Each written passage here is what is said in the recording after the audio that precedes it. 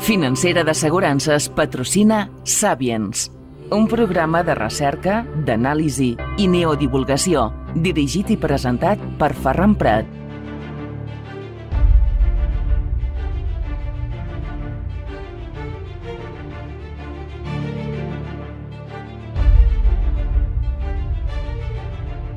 Salutacions, saludos, benvinguts, bienvenidos, welcome al Sapiens. Les habla su amigo Ferran Prat. Menudo año radiofónico trepidante que hemos tenido, ¿eh? Y es que casi que cuando acababas de grabar, la actualidad geopolítica, económica, de misterios y enigmas, surgía otra que se superaba a la anterior. Impresionante.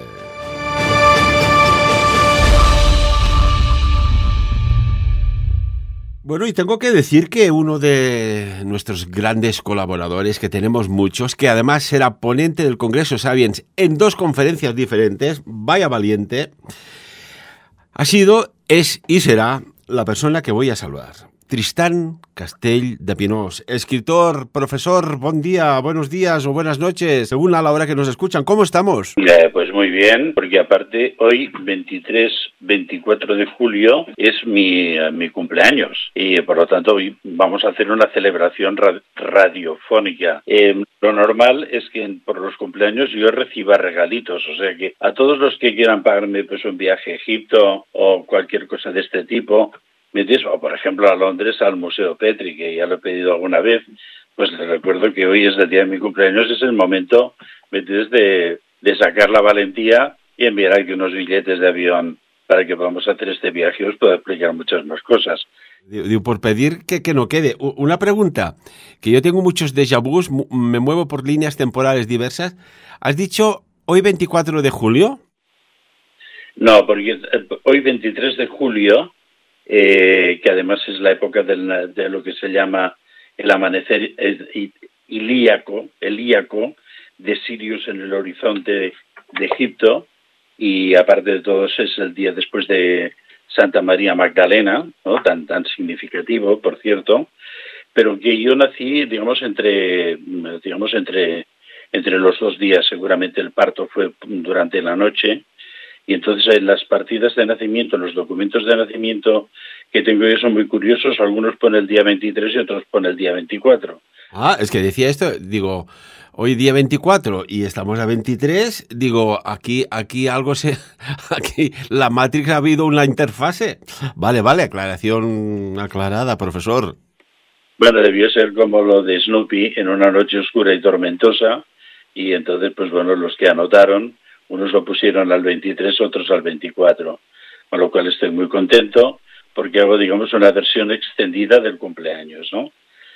Y bueno, pues dicho esto, pues en lugar pues de recibir regalos, que cualquier de esos regalos maravillosos que he comentado serán muy bien recibidos, lo que yo pues os haré un regalo, para que nos apartemos un poco de toda la angustia de este momento. He de deciros que también para dar, un poco de luz sobre estos próximos 100 días, he mirado un poquitín el tarot del Grial y me da pues un panorama un poco revuelto, que después en todo caso pues haremos una pequeña descripción de cómo se han manifestado los arcanos.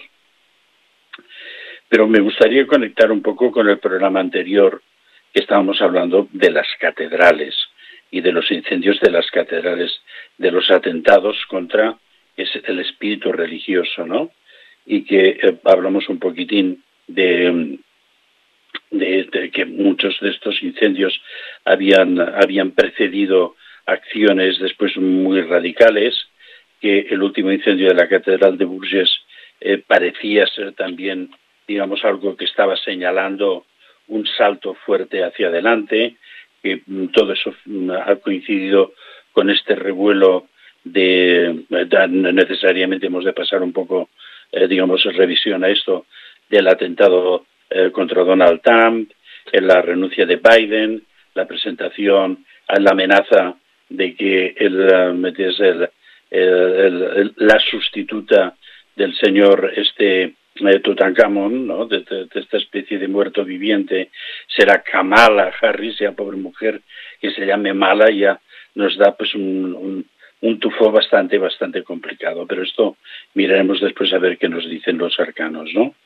Y bueno, pues sí, decíamos que esto era un tema muy controvertido, pero que era una señal. Hablamos de la Torre de Mordor, que de alguna manera también significaba todas estas agujas, las flechas que llamamos, tanto la de Notre Dame como la de Bourges, son como, digamos, antenas cósmicas, ¿no? Son como esta gran torre, en vez cuando se incendia, es como la Torre de Mordor, ¿no? Que se ve arriba lo que se ve en el Palantir, que esto algún día hablaremos un poco de todo esto, ¿no? Bueno, y ahora que hablas de las catedrales, fíjate que ya llevas diciendo de que, ojo, que vienen curvas geopolíticas y económicas importantes. Y es curioso que explicaste, pues bueno, lo que pasó hace poco en la Catedral de Rouen, en Francia, y que podía ser un indicativo de algo. Caray, es que al poco hay el intento de atentado a Donald Trump, que hay una serie de lagunas muy extrañas allí, pero es que al poco también ya Joe Biden no se presenta a la reelección como candidato demócrata a las elecciones presidenciales. Que tú lo has dicho, todo apunta a que la vicepresidenta se presente, la señora Kamala Harris. Fíjate qué desencadenantes. Claro, si uno de estos factores no se hubiese tocado, ¿qué resultante podría haber? Pues no lo sabemos, pero que aquí alguien está moviendo unos hilos muy extraños, esto no nos cabe la menor duda, ¿verdad? Sí, hablamos también del proceso alquímico, del opus nigrum, del fundir el plomo, que es el primer paso. O sea, todo allí es un desencadenante, ¿no? Es el efecto mariposa. Dice, bueno, ¿qué relación tendrá que se incendie la aguja de la catedral de Rouen, que antes había dicho de Bourges, que también es otra catedral interesantísima en Francia, ¿no? También, y que también tiene sus misterios. ¿Qué relación tendrá con lo de Donald Trump? No, es que el mundo está interconectado en todos sus aspectos, y por lo tanto un ritual de magia oscura realizado en un punto determinado, y después tampoco no nos olvidemos de otra cosa muy importante. Rouen era el epicentro de la batalla de Normandía, y la batalla de Normandía básicamente fue librada por el ejército norteamericano. Es el desembarco de Normandía, y por lo tanto esas fuerzas en el espacio-tiempo están interconectadas, ¿eh? O sea, no es una secuencia, hoy pasa una cosa y dentro de 10 años pasa otra cosa y no tiene ninguna relación. No, tiene muchísima relación, hasta el punto de que llegamos a establecer una relación directa con, digamos, digamos, yo diría asesinato, o el intento de asesinato bajo un aspecto puramente legal, ¿me entiendes?, de un juicio totalmente condicionado desde el principio, de Juana del Arca o Juana de Arco. Entonces, si está ahí en la Catedral de Rouen, eso está vibrando en el espacio-tiempo. Es una energía que está ahí vibrante, y por lo tanto, cuando se produce algo allí, está vinculando muchas cosas alrededor suyo, ¿no? Entonces, bueno, yo pienso que la relación desembarco de Normandía, guerras de Estados Unidos en Europa, el empuje de Estados Unidos, de los Estados Unidos no digo de Biden, sino del Deep State, ¿no? Detrás Obama, el rey negro, por eso ahora la amenaza, y luego lo veremos porque el tarot lo vuelve a explicar, de que vuelvan a poner, digamos, a otro negro, a otra negra en el poder, ¿eh? En un país blanco aparece el poder negro. El negro es la oscuridad, el blanco es la luz. Algo tiene también una relación entre sí, ¿no? Pero volvamos al tema de las míticas catedrales, porque claro, y cuando se construyen esos templos maravillosos en puntos absolutamente marcados por líneas ley y Harman, emanaciones electromagnéticas, digamos, pozos druídicos anteriores. Cuando se construye todo esto, se construye para generar una psicoconsciencia amplificada, ¿no? Y entonces yo me gustaría hablar un poco, digamos, avanzar un poco en este sentido. No es que quiera hacer un grupo de programas sobre el misterio de las catedrales de Fulcanelli, que también daría mucho, ¿no? Sino simplemente también complementar un poco lo que no pudimos terminar de decir en el programa anterior, porque me referí a los órganos como uno de los elementos más importantes de las catedrales, porque si bien la piedra es la estabilidad, el sonido es la cimática, es lo que soporta la forma, y por lo tanto el órgano era una de las piezas más, era el alma, el corazón y el cerebro de esa gran máquina de piedra que es la catedral. Hice un comentario sobre la catedral de Nantes y entonces en mi canal de Telegram tristancastell.olga varios me han pedido de que amplifique el tema de la catedral de Nantes.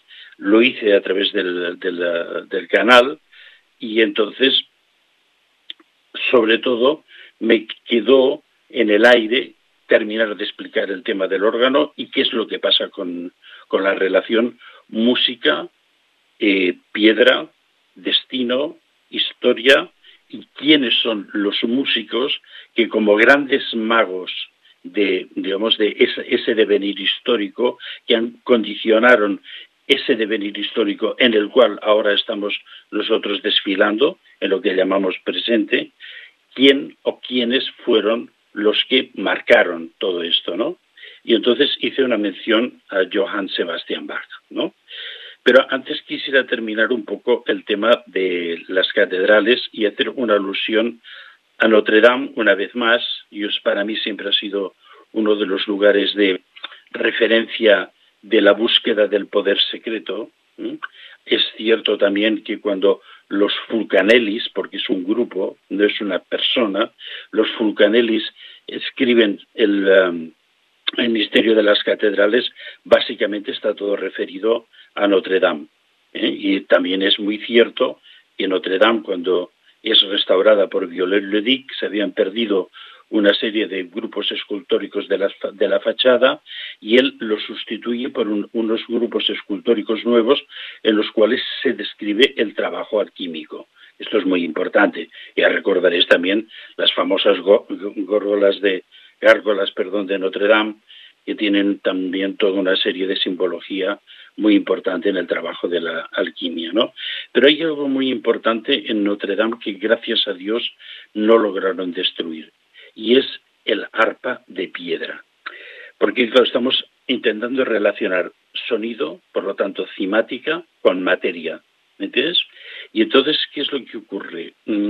Nosotros, Olga y yo, cuando estábamos en París y procurábamos muchos días al mediodía ir a comer a una pequeña brasserie muy pequeñita que está en la otra parte del río, de tal manera que tenías una mesa y mirabas toda la parte de la girola posterior de Notre Dame, donde estaba la famosa flèche que se colapsó y donde están unos arbotantes absolutamente increíbles que teóricamente estaban colocados allí para soportar la bóveda de la girola.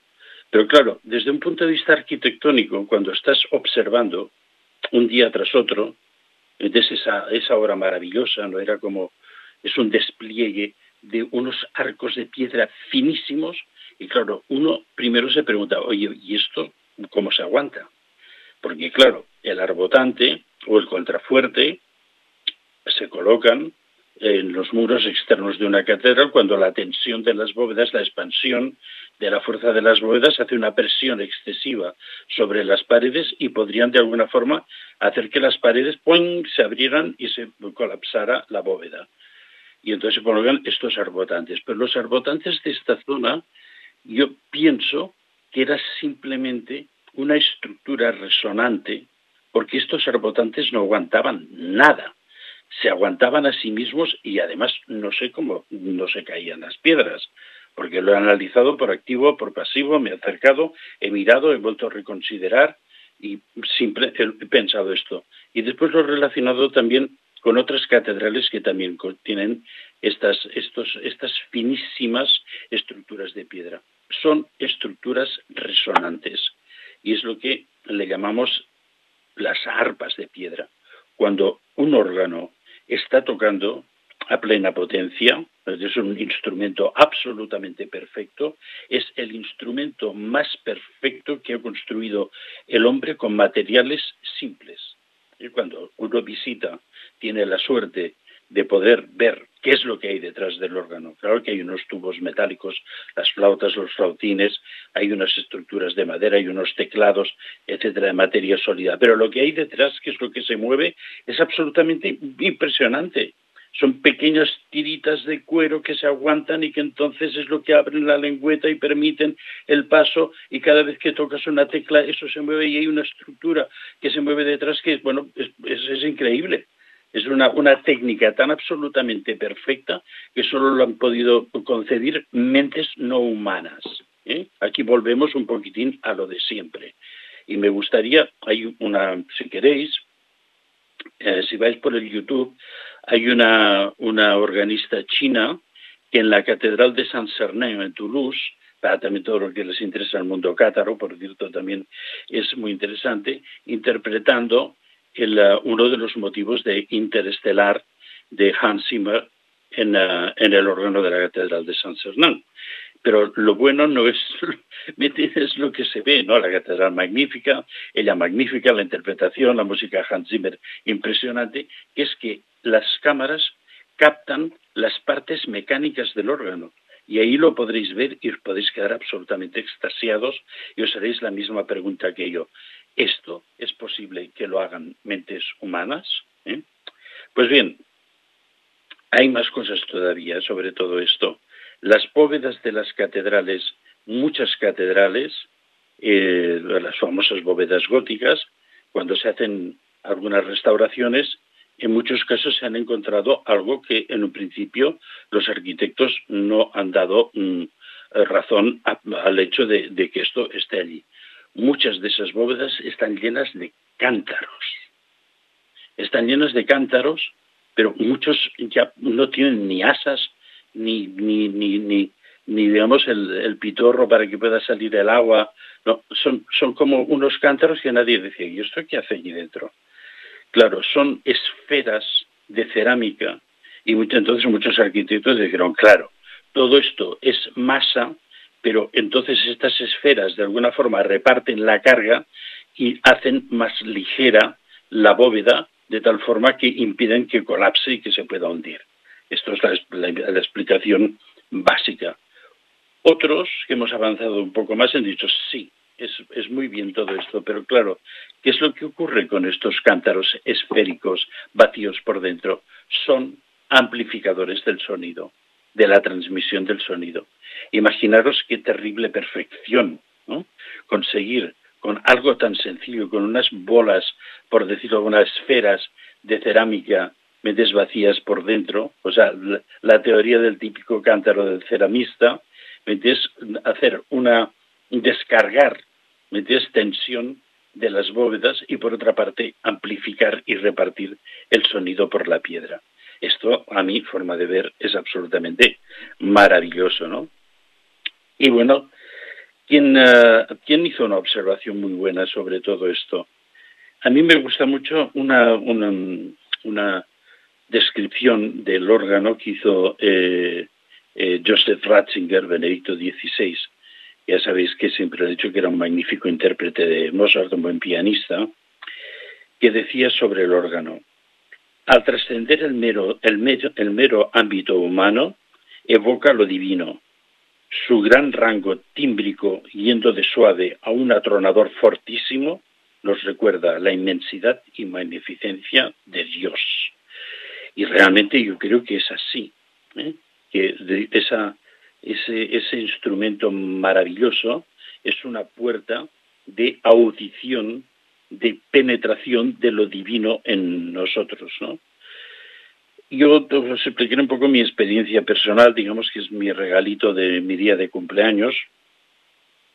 Yo que soy un niño así como un poco raro, pues bueno, suerte que tenía unos padres melómanos que venían del mundo de la zarzuela y no se extrañaban de que yo, pues todos mis ahorros los gastara en comprar long plays, que entonces daría mucho dinero para el bolsillo de un niño, pero mi padre me iba siempre aportando recursos y a los 13 años yo estaba escuchando una grabación de las obras para órgano de Johann Sebastian Bach, interpretados por Marie-Claire Alain o por Karl Richter, que eran los intérpretes entonces más maravillosos de Bach, ¿no? Entonces, en ese momento, a mí, para entrar un poquitín en todo esto, es porque yo pregunto, después, los que habéis escuchado de una forma más o menos regular Bach, y si no, os animo a que lo hagáis en la mayor frecuencia posible, ¿no os habéis preguntado si Bach en sí mismo ya es una religión aparte de la religión? Yo hablo muchas veces de la religión Bach. Es una religión sin palabras, sin mandamientos, solo con impulsos emocionales que rompen los velos de la inconsciencia y de la estupidez. Por lo tanto, y el órgano es uno de los elementos, es el instrumento, digamos, más potente para conseguir estos resultados. Bueno, y además, Tristán, hay una cosa clarísima. Nosotros estamos habituados a oír a un ancho de banda determinado, pero es que los órganos de las catedrales y la resonancia que hay, que es espectacular, hay que decirlo, emiten infrasonidos. Incluso yo recuerdo que el profesor Richard Wiseman, psicólogo de la Universidad de Hertfordshire, dijo que algunos tubos de órganos en iglesias y catedrales producen infrasonidos. Ojito, ¿eh? Estamos hablando de un espectro de audición, por ejemplo, el que oyen los perros, y que puede llevar a las personas a vivir extrañas experiencias que ellos atribuyen a Dios. Pero es que algunas de estas experiencias vividas por, que además se hizo un estudio de personas, de audiencia, había para todos los gustos. Personas que empezaron con temblores de muñecas, extrañas sensaciones como mariposas en el estómago. A otras les aumentó la frecuencia o ritmo cardíaco. Y también, ojo, tenían como manifestaciones o recuerdos de un familiar fallecido. O sea, como si hubiesen entrado en un túnel del tiempo. Hoy me atrevo a decir incluso que hubiesen tenido un desdoblamiento astral. Y claro, este psicólogo dijo que, bueno, se hizo este experimento científico bajo condiciones controladas que mostró que, lo que decía, los infrasonidos de los órganos de las iglesias y sobre todo de las catedrales sí tienen un impacto, y esto tiene sus implicaciones en un contexto religioso y en las sensaciones que la gente o el público o los allí presentes puede tener en ciertas iglesias o catedrales. Y ¿quién no ha gozado de esa sonoridad o incluso en el silencio de esa frecuencia armónica? Porque las iglesias, catedrales, ermitas, que aquí tenemos muchísimas en Andorra, están ubicadas sobre puntos energéticos muy potentes. Sí, efectivamente. Eso es lo que hemos comentado desde el principio, que las catedrales todas están colocadas sobre, digamos, estructuras ya de geomagnetismo muy fuerte, y la propia estructura de las catedrales, el gótico especialmente, hemos hablado también, hicimos una descripción de lo que decía Louis Charpentier, de las experiencias que hizo en la catedral de Chartres, otro de los lugares que, bueno, que es impresionante, pero yo creo que en la catedral de Chartres hay, digamos, como una batería oculta, un monolito oculto. Lo que hablamos del Arca de Gabriel está en la fachada de los apóstoles, y hay esta Arca Cederis. No quiere decir que el arca se va, sino que les llevan el arca o un arca para enterrar debajo de lo que será el laberinto. Esto podemos hablar más ampliamente otro día, ¿no? En realidad, la catedral, la mística, las imágenes, el sonido y la luz alquímica es lo que provocan todas estas cosas que los psicólogos, los psiquiatras de ahora se quedan todos épates. Es una máquina de transmutación del ser humano, ¿eh? Aquí hay más de lo que se ve a simple vista, ¿no?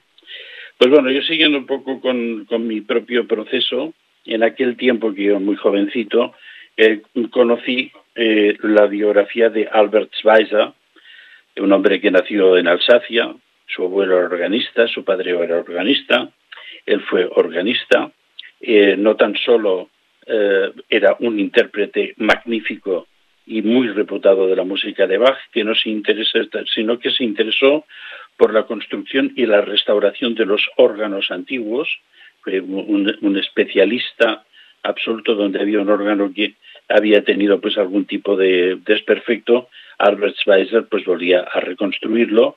Pero aparte lo que hizo, escribir textos, porque además es un gran escritor, textos de teoría musical, pero teoría musical sobre Bach.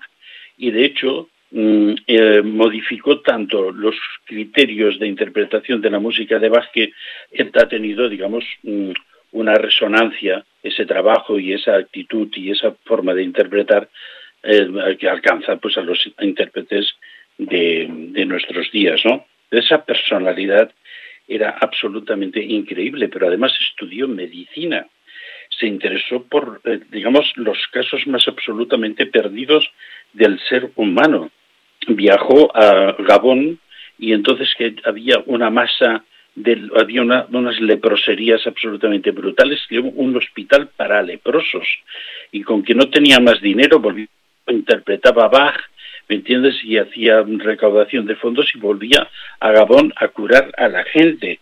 Pero por Dios, qué tipo de persona tan absolutamente fascinante. O sea, la historia de Albert Schweitzer me llenó, pues bueno, de esperanza de que realmente el ser humano era capaz de hacer todas estas cosas.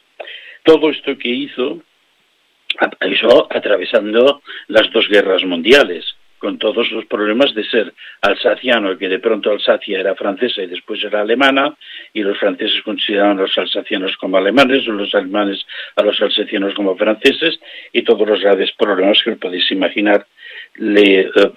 Fue merecedor del Premio Nobel de la Paz. ¿Me entiendes? Tantos premios Nobel de la Paz se han dado a gente absolutamente tonta, ¿me entiendes? Como para no poder ver que este hombre era un hombre absolutamente merecedor y excepcional, ¿no? Pues bueno, él es el que me interesó mucho por su propia teoría de, digamos, la interpretación de Bach, porque Bach en su tiempo ya fue un hombre muy contestado. Fue un músico de éxito, pero con muchas dificultades para que pudiera ser, digamos, su música aceptada de una forma básica.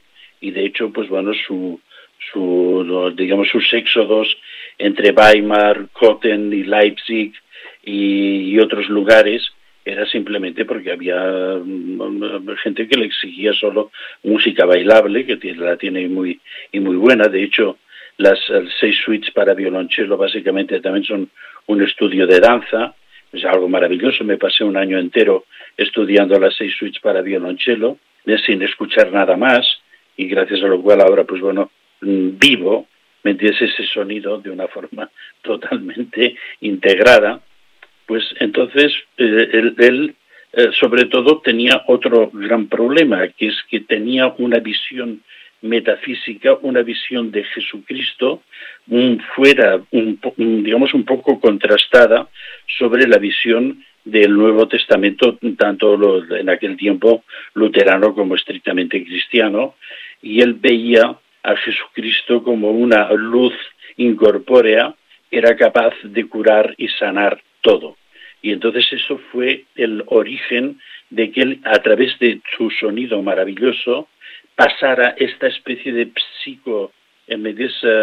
teoría y que eso pudiera penetrar de una forma incuestionable, porque no era una teoría escrita, era algo experienciable.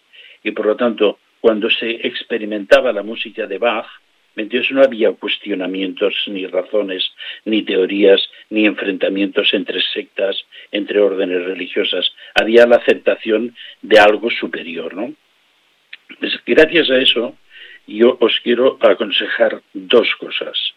Algo con lo que podéis trabajar y podéis acercaros a esta visión de lo que yo llamo la religión Bach, ¿no?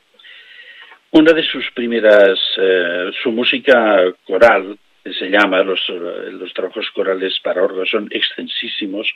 Por cierto, Albert Schweitzer, que hacía, como ya os he comentado, muchas restauraciones de órganos, decía que en el siglo XX se intentaban, digamos, sustituir piezas de madera o de marfil o de hueso de mucha calidad, meterse en los órganos por cosas materiales modernos. Él decía que no, porque cuando se sustituía con esos materiales modernos, el órgano cambiaba de sonoridad. Y yo aquí puedo dar también un testimonio, hago pues un pequeño paréntesis, porque en un momento determinado tuve la infinita suerte, porque eso fue un tesoro de la vida, de conseguir que un organista alemán que se llama Wolfgang Stockermayer, entonces grabó en 20 CDs toda la obra coral para órgano de Johann Sebastian Bach. Pero no lo grabó en un solo órgano, lo grabó en los órganos antiguos barrocos de Alemania que habían sobrevivido a los maravillosos bombardeos de los aliados. Y entonces, claro, cada pieza está tocada en un órgano distinto. La sonoridad es absolutamente insuperable. Y yo ahora os voy a hablar de una pieza que es, digamos, una de las piezas que a mí realmente me ha soportado la idea clara de la armonización de los dos hemisferios cerebrales, ¿no? Esa pieza que se llama la Passacaglia y fuga en do menor, lo repito para los que queráis buscarlo, Passacaglia y fuga en do menor. Bueno, pues es una de las primeras, no es de las piezas, digamos, de la época de Bach más evolucionado, justamente con la famosísima tocata y fuga re menor, que todos conocéis o la habréis escuchado alguna vez u otra. Es una de las piezas para órgano digamos, de los primeros tiempos de Bach, ¿no? Y bueno, uno sorprende cuando escuchas mucho, claro, porque claro, imaginaros 20 CDs con la obra total para órgano de Bach, ¿no? Imaginaros eso, ¿no? También imaginaros otra cosa. Hoy en día el órgano, que es un instrumento de viento, digamos, la carga de viento, pues está hecha por sistemas mecánicos contemporáneos, motores eléctricos, etcétera, etcétera. Pero es que en el siglo XVIII se hacía por fuelles manuales y tenía que haber el organista, cuando trabajaba, entonces en el órgano o estaba realizando trabajos de subcomposición, porque creo que Bach primero realizaba todo el trabajo previo de composición sobre el clavicordio, pero después hay que pensar que el órgano es un instrumento muy peculiar, es muy peculiar. Os recomiendo que vayáis al YouTube y veáis a uno de los mayores intérpretes de Bach contemporáneos, ahora es muy mayor, que es Tom Kopman, tocando esa Passacaglia y fuga en do menor en un órgano moderno, y veréis que tiene, pues bueno, 3 teclados diferentes, después lo más importante, el teclado podal, o sea que se toca con los pies, y todo eso son 3 cosas a la vez. O sea, los organistas son verdaderos superhombres al estilo de Nietzsche, ¿no? Y después los propios órganos están dotados de una serie de registros que modifican el paso del aire o modifican la entrada del aire a unos y otros flautines o trompetas. Hay algunos órganos que tienen, digamos, no solo tubos verticales, sino tubos horizontales que funcionan a forma de trompetas. Y eso, bueno, realmente tiene una complejidad absoluta, ¿no? Pues esa Passacaglia y fuga en do menor, bueno, por cierto, ya os he comentado pues que realmente la obra de Wolfgang Stockermayer de los 20 CDs pues está tocada en órganos antiguos. Eso es una cosa absolutamente impresionante. Pues entonces, ¿qué es lo que ocurre con esta tocata y fuga en do menor? Bueno, es una es una combinación, no quiero explicaros la teoría de la fuga ni entrar en descripciones muy técnicas musicales, primero porque no soy músico ni soy organista y podría aquí en estos momentos tengo en una macla inmensa que tengo fue un regalo que le hizo un gran terapeuta alemán a Olga, y es una macla de amatista donde introducimos en su interior muchas veces cosas para que se carguen. Aquí hay un organista de esta zona que me pidió que por favor pusiera unos anillos que él tenía de runas en el interior. Aquí se están cargando de muy buena energía, ¿no? Pues esta pasacaglia fuga en do menor se basa en un tema que se llama obstinato. Es decir, es un tema que se repite y se repite en variaciones infinitas, creando un tapiz sonoro que evoluciona por el espacio-tiempo y nos lleva pues a unas experiencias absolutamente sutiles, ¿no? En la pieza, que es lo que a mí, repito, me sorprendió más desde en las primeras audiciones, empieza con una melodía obstinada, tocada solamente con los pies, que son las notas más graves y profundas del órgano. Y entonces esto realmente a una potencia extraordinaria, hace una vibración que realmente hace que todo tu cuerpo esté, digamos, como preso de esa energía tan profunda y tan introspectiva, ¿no? Una pregunta. ¿Tú crees que hay una extraña coincidencia entre el órgano de las catedrales y la palabra órgano del cuerpo humano? Estaríamos hablando de organología, no sé, pero es curioso esta extraña coincidencia, ¿no? Sí, viene del latín, porque los instrumentos de viento, digamos, con una cierta técnica, digamos, las flautas, digamos que se vio que haciendo pasar un aire desde una forma, primero empezó, digamos, con unos, digamos, con agua, entonces había con diversos niveles de agua, igual que las copas cuando las llevas con diversos niveles de agua y entonces las golpeas con algún instrumento metálico, producen diversas notas, pues empezó así, después se vio que era mucho más fácil, pues bueno, viniendo ya de los instrumentos de viento muy conocidos desde la prehistoria, pues bueno, pues hacerlo con aire, y esto fue evolucionando hasta los grandes fuelles que permitieron que los órganos, digamos, estos maravillosos, que no tan solo son un instrumento musical, son una arquitectura de la música, porque hay órganos que tienen estructuras arquitectónicas de una belleza absolutamente insuperable, son creaciones máximas de la mente, yo diría que muy inspirada, una mente humana muy inspirada, o de una mente sobrehumana o no humana, ¿no? Sin lugar a dudas, ya en aquellos tiempos que hubiesen estos genios de la estructura musical, de la creación del instrumento, para que realice la sonorización, imita los sonidos en frecuencias audibles e inaudibles, ya es insólito.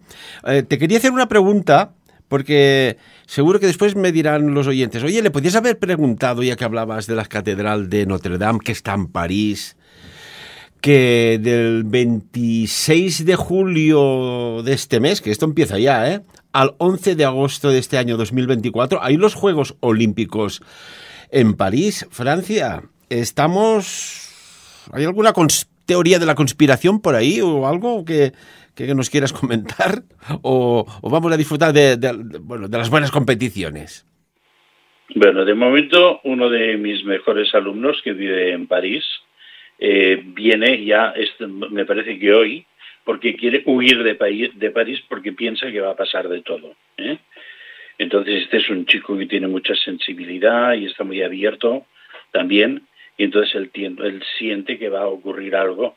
No es mi caso, pero quiero decir, y antecedió que en el programa anterior que hablamos de las catedrales, creo que hice una reflexión en cómo fue la presentación de la antorcha olímpica dentro de la Catedral de Notre Dame, que fue un elogio del fuego, ¿eh? Y entonces dije, uy, aquí hay un ritual muy oscuro. A ver, París y Francia en estos momentos tiene todos los números para que pase algo, ¿eh? O sea que yo si fuera ciudadano de París, me iría también. Entonces, a ver, la Catedral de Notre Dame, lo mejor que pueden hacer es restituirla pues al culto, porque hemos hablado que el culto y la música, entre otras cosas, son lo que hace que, primero, la piedra vibre, que vibre hacia el exterior, que expanda esa energía y, sobre todo, que la piedra se revivifique, ¿no? Pues bien, esa pasacaglia fuga, que empieza con esas notas tan graves, sin teclados manuales, solo con los pies, introduce a una experiencia resonante de los hemisferios cerebrales tremenda, porque después se va abriendo, sobre esa melodía profunda de los pedales se van abriendo los teclados, la mano derecha y la mano izquierda, el teclado superior, inferior, hay órganos con incluso 3 teclados, y entonces Bach lo concibió de tal forma de que si prestas una atención, o sea, no escuchas, hay una musiquita, un sonido, no, una atención, percibes perfectamente cómo interactúa, digamos, en los hemisferios cerebrales del organista, porque claro, el organista tiene que mover la mano derecha, la mano izquierda, igual que en el piano, por diversos teclados, y los pies también, el derecho y el izquierdo, interpretan, y por lo tanto son los hemisferios cerebrales los que están expresando todo esto. Cuando tú lo escuchas, esto impacta en tus hemisferios cerebrales y crea una neoconexión muy fuerte, y en el momento que tú recibes esta conexión, ¿entiendes? Sientes como el cuerpo físico es arrastrado. Es algo increíble. Sientes como una especie de extracción, como si te arrancaran o como si te tiraran hacia arriba, de tal forma que sientes que tu conciencia metafísica, ¿me entiendes?, sube, se dispara hacia otro tipo de, digamos, de espacio-tiempo que te rodea, pero que entonces lo percibes porque eso tira de ti, ¿eh? Entonces, vaya, para mí es una de las experiencias más sublimes que me ha brindado el mundo de la música. Mira que soy absolutamente muy pesado escuchando música a todas horas, ¿no? Pero claro, tengo una devoción, primero por Johann Sebastian Bach, y después las experiencias que yo he tenido en ese sentido son de un nivel no repetible. Pero, ojo, no va a pasar la primera vez que lo escuchéis. Habéis de penetrar en la estructura sonora. Vuestra atención, ¿me entiendes?, ha de estar tan profundamente inmersa en la música que a mí muchas veces se me mueven los dedos de la mano como si yo estuviera tocando las teclas. O sea, es algo increíble. ¿Me entiendes? No puedo explicarlo. Entonces, yo os invito, ahora os voy a dar otro regalito, ¿eh? Pero antes quiero decir que nosotros durante un tiempo, y gracias a un terapeuta al que yo asistí hace muchísimos años, que me introdujo en el mundo de la sanación por la música, pues nosotros durante mucho tiempo, porque yo, pues utilizamos también sanación por la música. ¿Y qué es lo que utilizábamos? Bach. Trabajamos con personas con cánceres muy avanzados, conseguimos que llegaran a niveles de aceptación y desencarnación, porque eran casos prácticamente que no tenían ninguna solución, pero que murieron en paz. De eso hay casos que seguimos hasta el último momento, pero una cosa muy curiosa y que yo creo que alguna vez lo hemos comentado en alguno de los programas de Sapiens, ¿no? Teníamos uno de nuestros alumnos que tenía que venirnos a visitar un final de semana a nuestra casa de Lampordà y subió en tren. Y entonces, bueno, cuando subió en tren resultó que hubo un accidente en el vagón y se prendió fuego al vagón en el que estaba él. Bueno, la pobre gente que estaba en el vagón, hasta que consiguieron parar el tren, romper la ventana para poder sacar, se intoxicaron todos del humo de los materiales plásticos de una forma tremenda.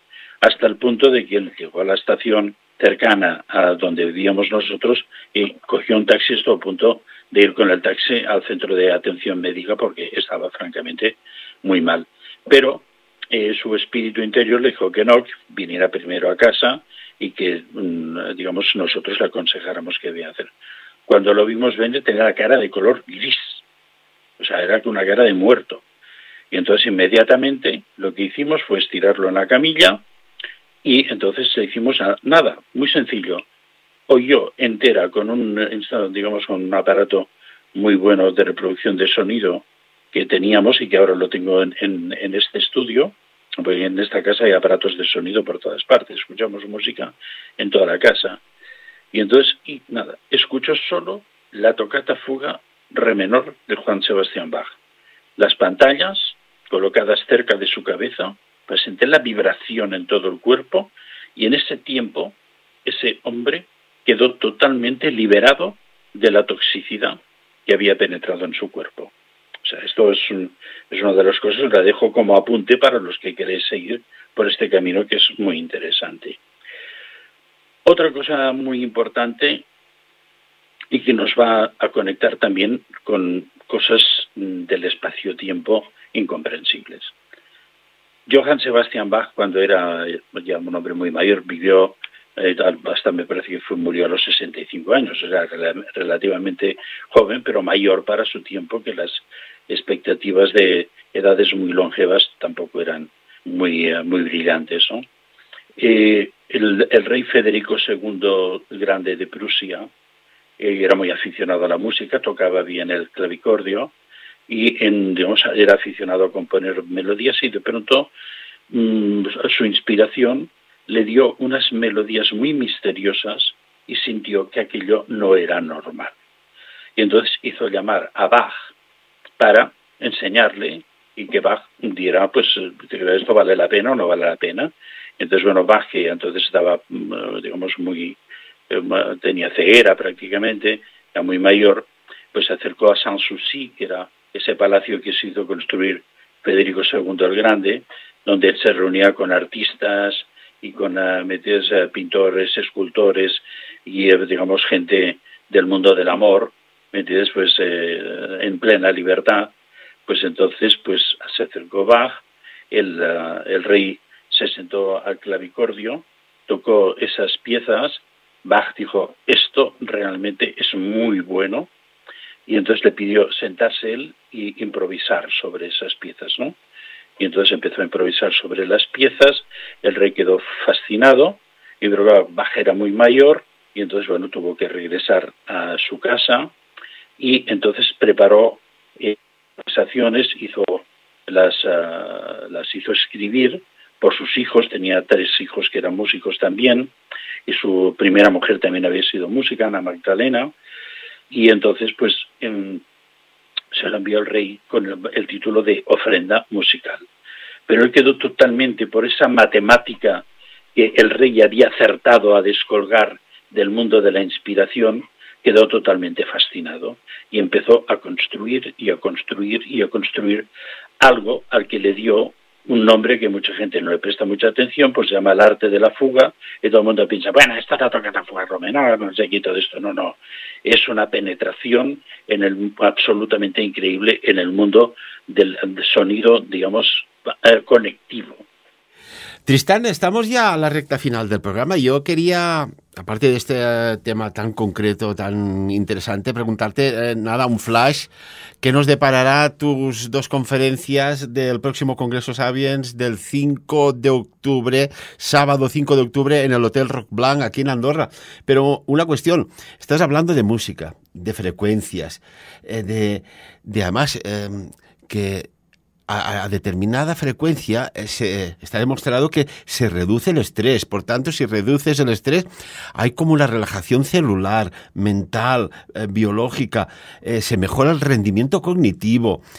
El estado de ánimo y la autoestima van para arriba como un cohete y además tienen propiedades beneficiosas sobre la memoria. Pero hay algo muy curioso en la música de las frecuencias, y esto tendríamos que hablar un día de la cimática, que fíjate que estás hablando de los órganos y todos los rosetones de las catedrales son formas cimáticas muy bien disimuladas. Y esto es un detallazo que a mí siempre me ha chiflado. Digo, mira, ¿por qué estas formas? Es que parecen unos la flor de la vida. Bueno, hay 1000 formas y todas son muy potentes. Tristán, una cosita. Cuéntanos, ¿qué nos depara tu conferencia en 2 minutos? No, pero déjame terminar eso. Pues tienes 2 minutos. Venga, vamos, pues esto es muy bueno. Entonces, bueno, Bach muere sobre el teclado, o sea, hasta el punto de todos los intérpretes que están interpretando el arte de la fuga, tanto en piano como en orquesta sinfónica, cuando llega a ese punto, bueno, se termina, no tiene fin. Pues ha habido muchos músicos que han intentado darle fin. Pero ¿qué es lo que ocurre? Bueno, pues nada, los músicos era una cosa tan compleja para su tiempo que sus propios hijos, las planchas con las que se intentaron hacer, digamos, unas impresiones de partituras, que se hicieron muy pocas y que se perdieron prácticamente todas, tiraron las planchas a la basura. Y entonces un trapero las recogió y quedaron abandonados en una trapería hasta que un día pasó un músico y dijo, joder, esto es música, la leyó en las planchas y dijo, esto es supremo. Y se lo llevó y entonces gracias a esto, volvimos a tener documentos para reinterpretar eso. Pero siempre quedó perdido como una fantasía mental, algo que incluso muchos músicos, digamos, de alguna forma detestaron, bueno, porque Bach estaba perdido, porque ya no sé qué, no sé cuántos, no sé qué, hasta que en 1906, nace en Zúrich Wolfgang Grassel. Este chico, que desde muy pequeñito se interesa por la música, en 1921 va a Berlín a estudiar violín y teoría musical. A los 2 años de estar en el conservatorio descubre el arte de la fuga y queda totalmente fascinado. Ve que muchos músicos han intentado orquestarlo, nadie lo ha conseguido. A los 18 años, absolutamente obsesionado, lo termina. En 1927, por primera vez, se interpreta en público en Leipzig, en la Tornskirche de Leipzig, que era la iglesia donde Bach tocaba, y el público queda atónito porque la música orquestada de Bach es música prácticamente atonal. O sea que en aquellos momentos empieza a ver los compositores atonales, Schoenberg, Hindemith, Bela Bartók, etcétera, etcétera, etcétera. Este chico, mientras tanto, para distraerse, estudiaba lenguas orientales, matemáticas y pintura. Y a los 22 años, en 1928, este chico, que era guapísimo, que tenía un éxito entre hombres y mujeres arrollador, se suicida. ¿Quién era este hombre? Bach volvió a terminar su obra. Fijaros qué cosa tan importante. Y recordar siempre otra coincidencia, que yo empecé con el arte de la fuga, la versión de Karl Muchinger, que es la más técnica y la más estudiada. Tengo muchas versiones de arte de fuga. A los 16 años, la fascinación por el arte de la fuga. Pero cuando conocí a Olga al cabo de mucho tiempo, descubrí que ella también estaba fascinada por el arte de la fuga. Y eso fue uno de los elementos que nos unió de una forma más absoluta y más fascinante. Y que no fue fugaz. Esto tendremos que hacer como la fuga de Alcatraz, ¿eh? Nos tenemos que fugar ya del programa, se nos ha volado el tiempo. Yo te quería solo decir que nos dijeras, bueno, ya que en este penúltimo más uno programa de esta temporada nos has ilustrado como siempre, un flash, la conferencia que compartes con Felipe Botalla de vuestro descubrimiento de Montecassino y el tema Nostradamus, Templarios, un flash para acabar, tipo titular. Bueno, yo perdona porque he mirado un poco el tarot y solo te quiero decir 3 cosas. Y paso inmediatamente pues a los temas del Congreso, ¿no? He mirado un poquitín qué va a pasar en estos 2 meses, en los próximos 100 días, ¿no? Bueno, más de lo mismo, más enfrentamientos por mar y por tierra, muy peligroso el mar de la China también, muchos más ataques aéreos, muy peligroso, seguramente otro ataque de pulso electromagnético que hará que se vuelvan a recrudecer todas las acciones militares, también por mar, por tierra, pero no directamente de ejércitos, que sí que se van a mover ejércitos, pero que solo serán, de momento como hasta ahora, las fuerzas, digamos, especiales o mercenarios los que van a dar la cara. A pesar de que haya intenciones de moderar todo esto, la rueda del destino va a seguir avanzando en este mismo sentido, y los locos de los políticos siguen mostrando que el único camino es el de la guerra. Tenemos los reyes negros, que son quienes están instaurados en Estados Unidos, que van a intentar agarrarse como se puede al poder, pero afortunadamente tenemos fuerzas de la luz que van de alguna forma a moderar todo esto. Una cuestión, y en estos días llevamos semanas sin ninguna filmación, aparición de presencia de ovnis de forma clara. Hay como si hubiesen desaparecido. Es extraño esto, ¿verdad? Sí, esto es extraño, pero es que creo que en estos momentos todo esto hay como una interfase, ¿no? Hay un momento de que sí, mucho movimiento, seguirá habiendo muertes, pero hay un momento en el cual se tiene que parar porque de alguna forma, ¿cómo te lo digo? No ha de haber una presencia. A ver, hay otra cosa que me preocupa mucho. ¿Vosotros realmente creéis que la influencia de los extraterrestres es cuando se pasean los ovnis por encima, o están influyendo desde la antimateria o de la no materia o del no tiempo?